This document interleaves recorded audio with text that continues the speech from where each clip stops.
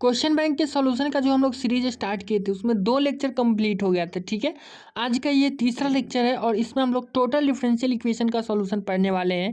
आज तक कहने का मतलब ये है कि 2012 से लेकर 2022 तक जितने भी टोटल डिफरेंशियल इक्वेशन से क्वेश्चन पूछे हैं सबका सॉल्यूशन हम लोग आज की इस वीडियो में करने वाले हैं। ठीक है, आपको स्क्रीन पर यहाँ पे दिख रहा होगा 20 नंबर से लेकर 25 नंबर तक का क्वेश्चन। ठीक है, ये सारा टोटल डिफरेंशियल इक्वेशन का क्वेश्चन है। यहाँ पे हम आपको लिख दिए हैं, यहाँ पे टीडी लिख दिए, या टीडी का मतलब है टोटल डिफरेंशियल इक्वेशन। ठीक है, शॉर्टकट में, चूंकि ये टीडी का ये सारा का सारा क्वेश्चन है। ठीक है, 20 से लेकर 25 तक यानी टोटल 6 क्वेश्चन अब तक पूछा गया, मतलब हर साल एक क्वेश्चन पूछा जाता है। आप यहाँ ध्यान से देखिएगा तो आप यहाँ समझ पाएंगे कि देखिए 2015 में, 16 में, 17 में, या 18 में, फिर 19 में, फिर 20 में, फिर 21 में, फिर 22 में, यानी 2015 के बाद से लगातार 2022 तक हर साल एक क्वेश्चन टोटल डिफरेंशियल इक्वेशन से पूछा गया है।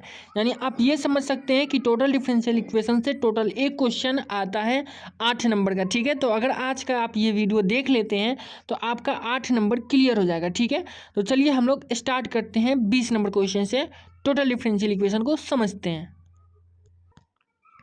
तो देखिए ये है अपना 20 नंबर क्वेश्चन। ठीक है, ये टोटल डिफरेंशियल इक्वेशन का क्वेश्चन है। टोटल डिफरेंशियल इक्वेशन का जो फॉर्म होता है वो ऐसा होता है, P D x plus Q D Y plus R D Z is equal to 0। ठीक है, ये इसका स्टैंडर्ड फॉर्म होता है। तो सबसे पहले इसके सॉल्यूशन के लिए हम लोग क्या करते हैं, स्टैंडर्ड फॉर्म से गिवन इक्वेशन को कंपेयर करते हैं। ठीक है, और कंपेयर करके पी क्यू आर का वैल्यू निकालते हैं। तो इस क्वेश्चन में देखिएगा पी क्यू आर का वैल्यू इतना आ जाएगा जब आप स्टैंडर्ड फॉर्म से कंपेयर करिएगा। ठीक है, डी एक्स के बगल वाले को पी कहते हैं, डी वाई के बगल वाले को क्यू कहते हैं, और डी जेड के बगल वाले को आर कहते हैं। ठीक है, तो यहाँ पे जो है क्यू और आर जो है वो 1 है। ठीक है, क्योंकि इसके बगल में कुछ भी नहीं है, कुछ भी नहीं है तो 1 है, और डी एक्स के बगल में वाई प्लस जेड है तो ये पी का वैल्यू हो जाएगा। ठीक है, पी क्यू आर का वैल्यू निकाल लेते हैं। ठीक है, उसके बाद इसमें हम लोग एक चीज़ दिखाते हैं, नेसेसरी कंडीशन, मतलब इसके ये जो क्वेश्चन है ये आगे चल के इंटीग्रेबल होगा कि नहीं, मतलब आगे चल के हम इसका इंटीग्रेशन निकाल पाएंगे कि नहीं, इसको चेक करते हैं।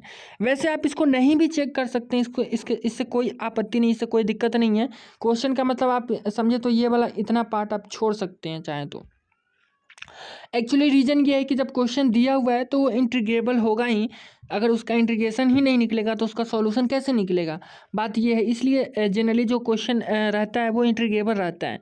लेकिन फिर भी एक रूल है कि हाँ, आप चेक करना चाहें तो कर सकते हैं कि इंटीग्रेबल है कोई क्वेश्चन की नहीं। तो कैसे चेक करते हैं, तो चेक करने का जो है ना वो क्राइटेरिया ये होता है, पी इंटू आई। देखिए क्यू के नीचे में छोटका जेड लिखा है, माइनस आर के नीचे में छोटका वाई लिखा है, फिर क्यू इंटू आर के नीचे में छोटका एक्स लिखा है, फिर पी के नीचे में छोटका जेड लिखा है, फिर आर इंटू पी के नीचे में छोटका वाई लिखा है, और माइनस क्यू इंटू क्यू के नीचे में छोटका एक्स लिखा है। तो जो नीचे छोटका लिखा है ना, इसका मतलब देखिए समझिए, यहाँ पे क्यू जेड लिखा हुआ है, क्यू के नीचे में छोटका जेड, इसका मतलब है कि क्यू का जो है हम पार्शियल डिफ्रेंशिएशन कर रहे हैं जेड के रिस्पेक्ट में। यहाँ पे छोटका आर बड़का आर के नीचे छोटका वाई लिखा हुआ है, इसका मतलब है कि आर का जो है ना हम पार्शियली डिफ्रेंशिएशन कर रहे हैं वाई के रिस्पेक्ट में। वैसे ही यहाँ आर एक्स का मतलब आर का पार्शियल डिफ्रेंशिएशन एक्स के रिस्पेक्ट में, फिर यहाँ पी जेड का मतलब पी का पार्शियल डिफ्रेंशिएशन जेड के रिस्पेक्ट में, ऐसे ही है। ठीक है,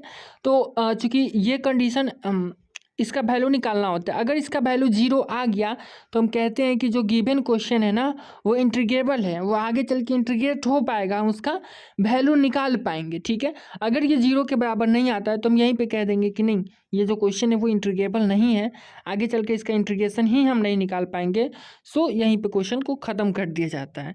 लेकिन जनरली जो क्वेश्चन दिया जाता है वो सारा का सारा इंटीग्रेबल होता है, यहाँ पे 0 आ ही जाता है। तो अगर आप इसको नहीं भी निकालते हैं तो इससे कोई आपत्ति नहीं है, कोई दिक्कत नहीं है। ठीक है, तो कैसे निकालते हैं, तो यहाँ पे इसका वैल्यू 0 दिखाना होता है। तो इसका वैल्यू कैसे निकलेगा, पी का वैल्यू, पी क्यू आर का वैल्यू तो हमको पता चल ही गया।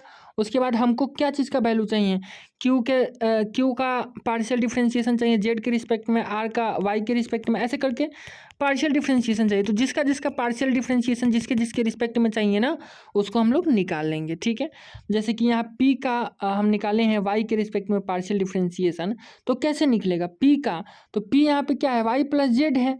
तो वाई प्लस जेड का हम वाई के रिस्पेक्ट में करेंगे तो वाई के रिस्पेक्ट में करेंगे तो 1 हो जाएगा, और जेड का वाई के रिस्पेक्ट में चूंकि जेड क्या कांस्टेंट हो जाएगा तो जेड का 0 हो जाएगा तो 1 हो जाएगा।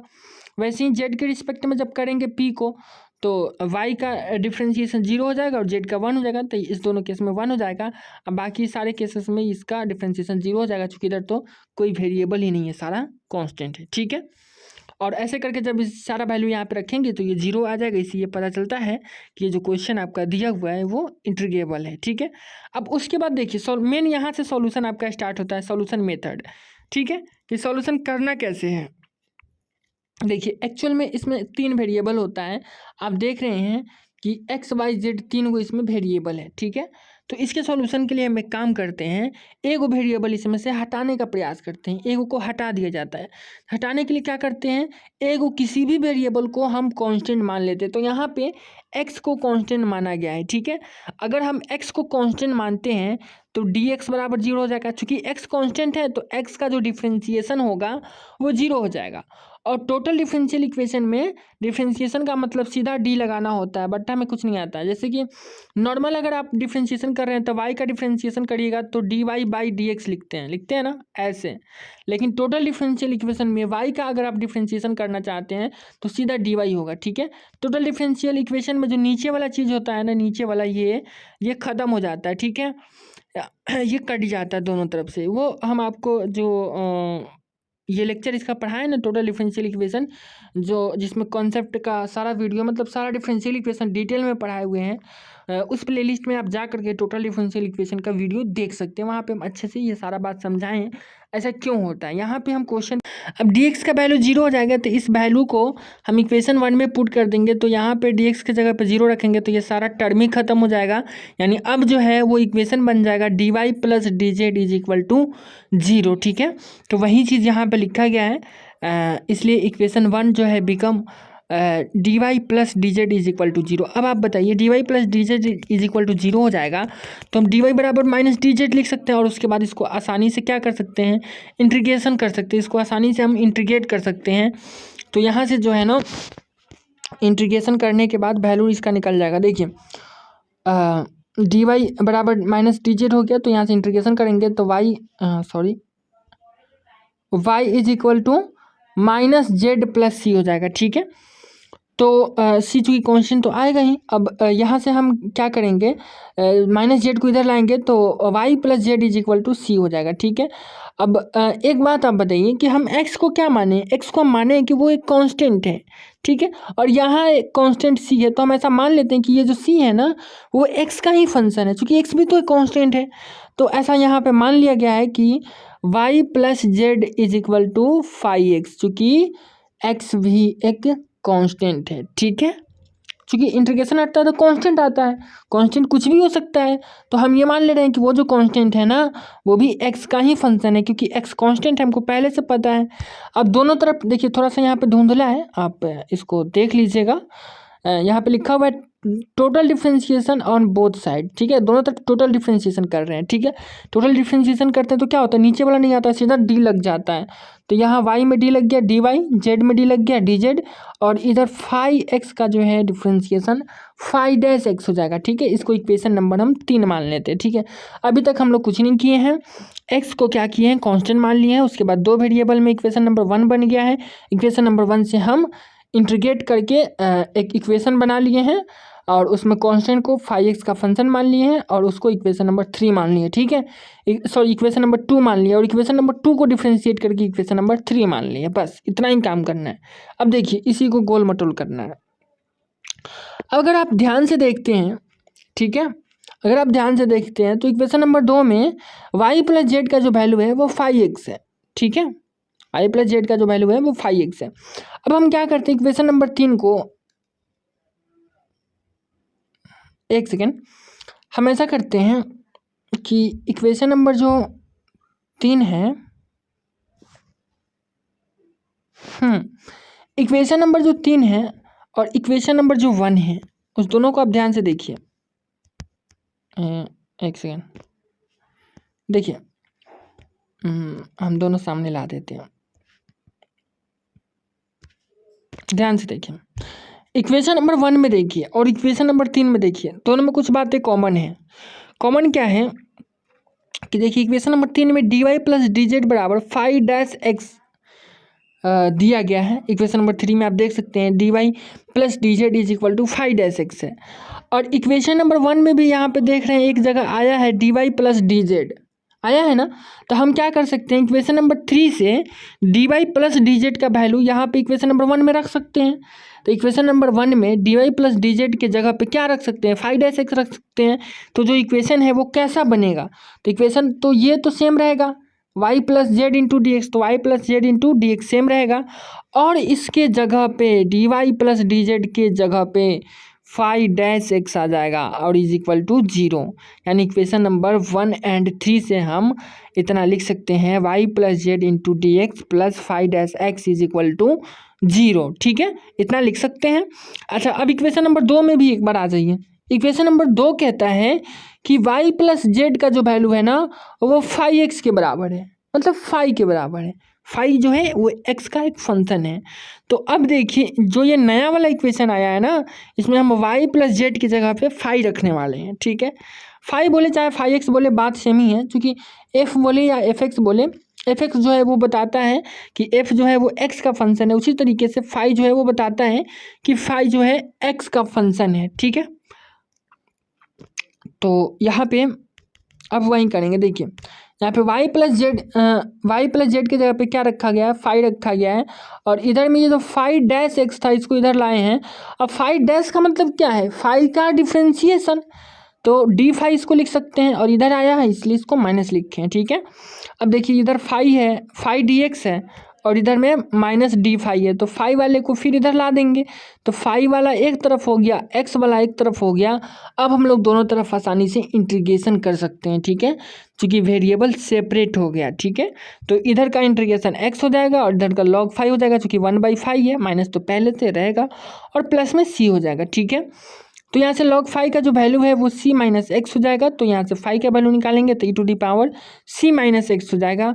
तो अब आप जानते हैं कि 5 का वैल्यू क्या है, y प्लस जेड है इक्वेशन नंबर 2 से, तो y plus Z is equal to c. अब इसको ऐसे लिख सकते हैं e⁻ c और इंटू e⁻ माइनस एक्स। ठीक है, ये माइनस एक्स है, तो यहाँ से y plus Z is equal to a into, अब देखिए e⁻c पूरा का पूरा कांस्टेंट है तो इसका नया नाम हम a दे दिए। ठीक है, तो a into e⁻ minus x, यही इस क्वेश्चन का आंसर हो गया। ठीक है, उम्मीद करते हैं आपको ये क्वेश्चन समझ में आया होगा, अच्छे से आया होगा समझ में।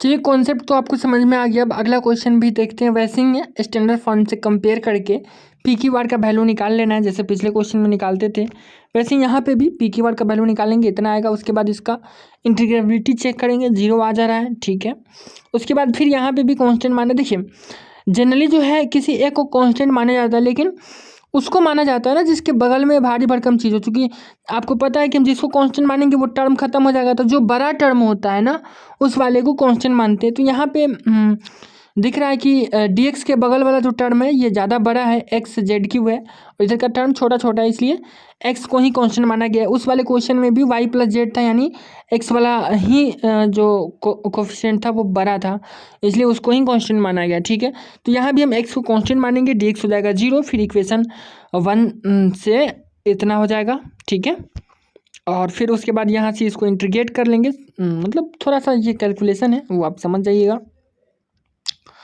इंटीग्रेट करने के बाद यहाँ से क्या किया गया है, देखिए ध्यान से थोड़ा सा देखिए, थोड़ा सा और आपको हम ऊपर से दिखाना चाह रहे हैं। देखिए यहाँ से देखिए इंटीग्रेशन कुछ इस तरीके से यहाँ पे किया गया है कि यहाँ पे पहले वेरिएबल को सेपरेट किया गया। देखिए जेड वाले को एक तरफ किया गया, वाई वाले को एक तरफ किया गया। उसके बाद इसका इंटीग्रेशन करेंगे तो 2 तो बाहर है और 1/z है तो log z हो जाएगा, और यहाँ पे 1/y है तो log y हो जाएगा प्लस c हो जाएगा। ठीक है, log y को इधर लाया गया है। ठीक है, उसके बाद यहाँ पे इसको चूँकि इतना बराबर c है तो जिसके बराबर c रहता है ना उसी को तो हम कांस्टेंट मान लेते हैं, तो इसको 5x का फंक्शन हम मान लिए। ठीक है, कांस्टेंट को क्या करते हैं, 5x का फंक्शन मान लेते हैं, उसके बाद फिर क्या करते हैं, डिफ्रेंशिएशन कर देते हैं। ठीक है, आपको ये सब प्रोसेस पता होना चाहिए। इसको इक्वेशन नंबर 2 मानते हैं। ठीक है, यहाँ पे हम छोड़ दिए, नहीं माने हैं, आप मान लीजिएगा, जैसे पिछले क्वेश्चन में था ये इक्वेशन नंबर 2 था।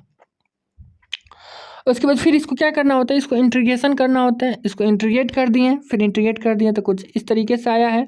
अब इसको सोल्व करके फिर ऐसा कुछ लाया जाता है कि ये इक्वेशन नंबर 1 से 1 के फॉर्म में बैठ जाए। अभी तक ये इसको करेंगे तो कुछ नहीं हो पाएगा, इक्वेशन नंबर 1 से हम कुछ भी सब्स्टिट्यूट नहीं कर पाएंगे। तो इसका एलसीएम ले लिए। अब देखिएगा इसके जगह पे ये जो चीज़ है ना, ये इक्वेशन नंबर 1 में है, ठीक है। तो ये जो इक्वेशन नंबर 1 में है, तो अब इसके जगह पे इक्वेशन नंबर 1 से इसका वैल्यू रखेंगे। देखिए इक्वेशन नंबर 1 से हम इसका वैल्यू निकालेंगे। 1 मिनट, देखिए इक्वेशन नंबर 1 में क्या है, यहाँ पे आप देखिएगा तो 2y d z minus z d y है, ठीक है। और इक्वेशन नंबर 1 में भी देखिएगा minus D Z plus 2y, यहाँ पे सॉरी जेड नहीं है 2 है, ठीक है, जेड की तरह दिख रहा है 2y डी जेड, यानी ये पूरा का पूरा इक्वेशन नंबर 1 में है। तो यहाँ से इक्वेशन नंबर 1 से जब इसका वैल्यू निकालिएगा तो ये इधर आ जाएगा, ठीक है। तो इधर आ जाएगा तो minus x Z Q D x हो जाएगा। तो यानी इसके जगह पे जो है हम ना minus x Z Q D x रख सकते हैं, ठीक है। तो वही रखा गया है। आगे देखिए इसी की जगह पे क्या रख दिया गया है, minus x Z Q D x, ठीक है, इसके जगह पे रख दिया गया है। और इसके बाद फिर से इसको सिंप्लीफाई किया गया है। यहाँ पे देखिएगा एक सेकेंड, देखिए जेड से जेड एक कटने वाला है, नीचे में जेड है, ऊपर से एक जेड कट जाएगा तो ये हो जाएगा x z square by y d x is equal to d phi, ठीक है। अब क्या करना है ना, यहाँ पे क्या किया गया है ना, इसको इक्वेशन नंबर हम 2 मान लिए हैं। वैसे आप उसको अगर 2 मानते तो उसको 3 मान लेते। अब इसके बाद थोड़ा सा इसको सिंप्लीफाई किया गया है। देखिए यहाँ से उठाया गया है, इस चीज़ को उठाया गया है, सॉरी इस चीज़ को, इसके नीचे वाला लेट, ठीक है, इस चीज़ को उठा करके थोड़ा सा और सिंप्लीफाई किया गया है ताकि यहाँ इसका सब्स्टिट्यूशन किया जा सके, जैसे पिछले क्वेश्चन में किया गया था। इसके बाद यही सब्स्टिट्यूशन किया जाता है, फाई यहाँ पे रखा जाता है, बाकी सारे कांस्टेंट वेरिएबल को हटा करके फाई और एक्स में जो है इक्वेशन को लाना होता है और उसके बाद सॉल्यूशन करना होता है, जैसा कि हम पिछले क्वेश्चन में आपको बताए भी हैं, ठीक है। तो यहाँ से इसको सिंप्लीफाई किए हैं ना, तो सिंप्लीफाई करने के बाद देखिए कितना आया। सिंप्लीफाई करने के बाद जेड स्क्वायर बाई वाई का जो वैल्यू है ना वो 5 आया है, ठीक है। ये सिंपल कैलकुलेशन आप कर लीजिएगा। तो फिर जो है इस इक्वेशन नंबर 2 में जेड स्क्वायर बाई वाई की जगह पे क्या रख देंगे, 5 रख देंगे। तो यहाँ पे ये क्या हो जाएगा, minus x phi d x is equal to d five हो जाएगा। अब जो है इक्वेशन जो है पूरा का पूरा फाइव और एक्स में आ गया है। अब चूंकि इक्वेशन फाइव और एक्स में आ गया है तो इसको क्या कर लेंगे हम लोग, आसानी से इंटीग्रेट कर देंगे और इंटीग्रेट करने के बाद जो आएगा वही इस क्वेश्चन का आंसर हो जाएगा। नेक्स्ट क्वेश्चन देखते हैं। देखिए नेक्स्ट क्वेश्चन में जाहिर सी बात है कि जो बड़ा वाला टर्म है वो जेड वाला टर्म है, जेड वाला डी जेड वाला जो टर्म है वो सबसे बड़ा है। तो इस वाले क्वेश्चन में हम लोग जो है ना जेड को कांस्टेंट मानेंगे और इस वाले टर्म को ख़त्म करेंगे और ये जो है वो नया इक्वेशन बन करके आएगा, ठीक है। जैसा कि आप आगे देख सकते हैं जेड को क्या किया गया है, कांस्टेंट माना गया है। ये आप समझ रहे हैं ना, इंटीग्रेबिलिटी चेक करना है, वो पी क्यू आर का वैल्यू निकाल कर पार्शियली डिफरेंशिएट करके वो सब आप कर लीजिएगा, छोटा चीज़ है, ठीक है। आपको इसका पीडीएफ एक्चुअली में मिल जाएगा, ठीक है। पीडीएफ आप टेलीग्राम ग्रुप में जुड़ जाइएगा, मिल जाएगा। टेलीग्राम ग्रुप का लिंक आपको अगर चाहिए तो चैनल के अबाउट में चले जाइए, वीडियो के डिस्क्रिप्शन में चूँकि हम डाल नहीं पाते हैं सारे वीडियो में, तो आप सीधा चैनल पे चले जाइएगा, चैनल के अबाउट में चले जाइएगा, वहाँ पे आपको टेलीग्राम ग्रुप का लिंक मिलेगा, आप उसको ज्वाइन कर लीजिएगा और ग्रुप पे मैसेज करिएगा जा करके कि हमको जो है क्वेश्चन बैंक डिफरेंशियल इक्वेशन के सॉल्यूशन का पीडीएफ चाहिए, वहाँ पे हम आपको दे देंगे पीडीएफ, ठीक है। तो इसके बाद आप देखिए जेड को कांस्टेंट माना गया है, उसके बाद जो इक्वेशन है वो कुछ ऐसा बन जाता है और आपको पता ही उसके बाद के कार्यक्रम इंटीग्रेट करते हैं फिर डिफरेंशिएट करते हैं, वही सारा प्रोसेस है, कुछ नहीं, कैलकुलेशन है, ठीक है। इंटीग्रेट किया गया है, फिर ये कांस्टेंट के C1 के बराबर आया, हम इसको जेड का फंक्शन मान लिए हैं, ठीक है। और उसके बाद फिर इसको डिफरेंशिएट किया जाता है, डिफरेंशिएट कर लिए, फिर यहीं आ गया है, इसको फिर इक्वेशन 1 से सब्स्टिट्यूट करेंगे तो कुछ ऐसा इक्वेशन बन जाएगा। और इसके बाद इसको कोशिश किया जाता है कि ये 5 में बदल जाए, तो फिर एक्स क्यू वाई क्यू के जगह पे 5 रख देंगे, चूँकि यहाँ पे आया था एक्स क्यू वाई क्यू जो है कि 5 के बराबर, देखिए ना आप यहाँ पे x q plus y q 5 के बराबर है, ठीक है, तो रख देंगे। और उसके बाद फिर से इसको क्या कर लेंगे, इंटीग्रेट कर लेंगे, ठीक है। इसका इंटीग्रेशन थोड़ा सा बड़ा है, वो आप यहाँ से देख करके समझ जाइएगा, ऐसा कुछ नहीं है, इंटीग्रेशन बाई पार्ट्स का है, ठीक है। और इसका आंसर आ जाएगा, बस वही चीज़ है। 23 नंबर क्वेश्चन देख लीजिए। 23 नंबर क्वेश्चन कुछ इस तरीके से। इसमें सब लगभग इक्वल है, सारे टर्म इक्वल है, तो किसी को भी आप कांस्टेंट माने कोई फर्क नहीं पड़ेगा, सारे टर्म इक्वल है। तो जेड को फिलहाल कांस्टेंट माना गया है यहाँ पे, ठीक है। और जेड को कांस्टेंट मानेंगे तो इक्वेशन कुछ इस तरीके से बन जाएगा। और यहाँ पे थोड़ा सा कैलकुलेशन हार्ड है, ऐसा इक्वेशन बना है। उसके बाद दोनों तरफ इसको किया गया है। उसके बाद यहाँ पे वेरिएबल सेपरेट किया गया है, ठीक है। फिर भी वेरिएबल सेपरेट हो नहीं पाया है, आप देख रहे हैं यहाँ पे कोशिश किया गया है पूरा, लेकिन हो नहीं पाया वेरिएबल सेपरेट, ठीक है। तो बड़ी मुश्किल से इसको कैलकुलेट किया गया है। ये सिंपल कैलकुलेशन है, आपको आसानी से समझ में आ जाएगा। मतलब आप देख सकते हैं कि इसको जो है इसके नीचे और इसको जो है इसके नीचे किया गया, ये सारा चीज़ आप जानते हैं। आप छोटा बच्चा थोड़ी हैं यार, छोटी बच्ची हो क्या, ठीक है। तो यहाँ से देखिए कैलकुलेशन है, कैलकुलेशन आप समझ जाइएगा, कैलकुलेट करके बन सारा फंडा वही है। फिर यहाँ से थोड़ा सा आपको हम समझा ही देते हैं कैलकुलेशन, कुछ लोगों को समझ में नहीं आएगा, कुछ लोगों का दिमाग मोटा होता है ना, देख लीजिए। यहाँ तक तो समझ में आया होगा, ये वाला चीज़ इसके नीचे और ये वाला चीज़ इसके नीचे आया है। यहाँ से क्या किया गया है, जेड का कॉमन लिया गया है यहाँ पे, यहाँ से वाई का कॉमन लिया गया है, ठीक है। यहाँ जेड प्लस एक्स है, वाई प्लस जेड है, ठीक है। अब क्या किया गया है ना, यहाँ पे जो जेड है ना, इस जेड को फिर यहाँ ऊपर में ला दिया गया है। ये नीचे में जेड है ना, ये इधर आएगा, तो ये इधर डिवाइड में यार, तो इधर आएगा तो मल्टीप्लाई में होगा ना, तो ऊपर चला गया है जेड, ठीक है। अच्छा, और नीचे में क्या है, y into y plus z है, ठीक है। अब उसके बाद फिर इस वाले टर्म को क्या किया गया है, आर एच एस के इधर लाया गया एल एच एस की तरफ, तो इधर चूंकि माइनस में, तो इधर आएगा तो प्लस में हो जाएगा और इधर हो जाएगा जीरो, ठीक है। यहाँ तक तो कोई दिक्कत नहीं होना चाहिए। अब देखिए ऊपर में जेड है केवल, तो हम जेड में चाहें तो वाई प्लस वाई जोड़ भी सकते हैं और घटा भी सकते हैं, कोई फर्क नहीं पड़ेगा। तो क्या क्या है, जेड में एक बार वाई को जोड़ दिया गया है और एक बार घटा दिया गया है, ठीक है। अब चूंकि ये दो पार्ट में हो गया, नीचे वाला एक ही पार्ट है, तो इतना बाई इतना, फिर इतना बाई इतना किया गया है, ठीक है। दोनों को बट्टा में किया गया है। अच्छा एक चीज़, एक चीज़ हमको यहाँ पे गड़बड़ लग रहा है, ठीक है। Z plus y by y into y plus z, हाँ ठीक है ठीक है ठीक है ठीक है, सॉरी कुछ गड़बड़ नहीं है। ये जेड प्लस वाई है ना, तो जेड प्लस वाई बाई अगर y into y plus z करेंगे तो ये दोनों कट जाएगा ना, तो वन बाई वाई हो जाएगा, और ये माइनस वाई बाई वाई से वाई कट जाएगा, तो वाई प्लस जेड हो जाएगा, ठीक है। और अब हम इसका आसानी से इंटीग्रेशन कर सकते हैं, ठीक है।